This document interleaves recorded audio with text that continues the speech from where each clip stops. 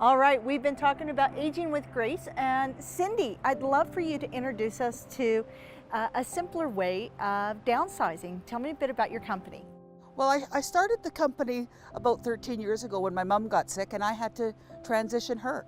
So I decided that, once I had gone through all the steps, I thought, oh, this is pretty good. I think I'm going to start a company like this.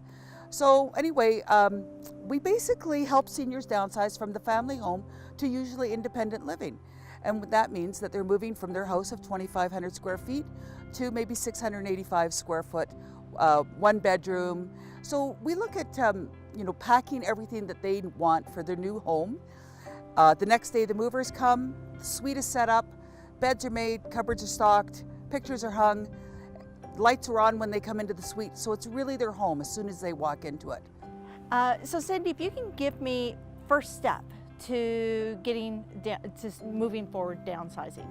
Well, first step would be they need to have a place where they're transitioning to, so that they can realize, okay, I live in a 2,500 square foot house, but I'm only moving to 685 square foot, one bedroom with a small kitchenette. Once you know what you've got, then you can figure out what you're going to take. And that's really important. And I always tell people the most important things you take to your new place are your memories.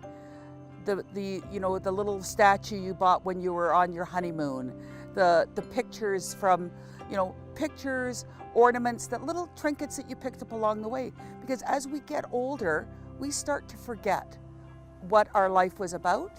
And then so you're looking, and now you've walked by the hutch and you go, oh, that little ballet dancer, I remember we bought that in Italy, right? And those are the things that help you with sharp. That's right, keep you sharp. Keep you sharp. Yeah.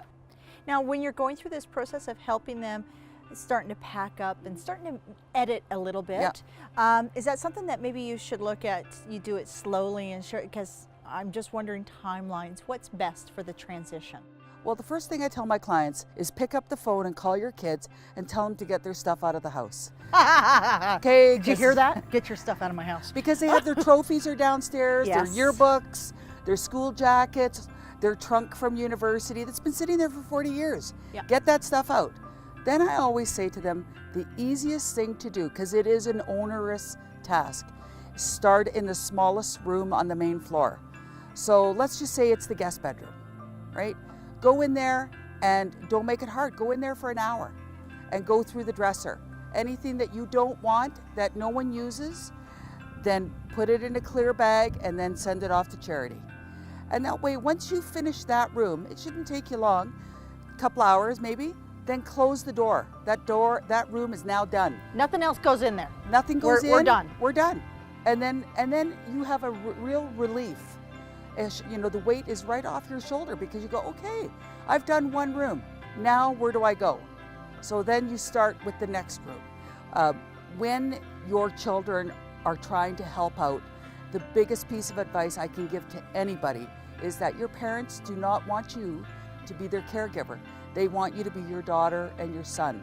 So when it's time, you need to get a caregiver for them if that's what they need. Somebody that can help them dress and help them put on their heavy pantyhose socks for, circulation and take them to the doctor and stuff like that.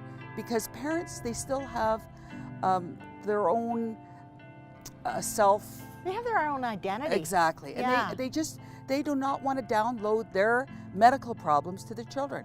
So best piece of advice I can tell any kid who's 60 is kid who's 60. I like how you put that. is you want to be their child, not their caregiver. Absolutely. Absolutely. Thank you.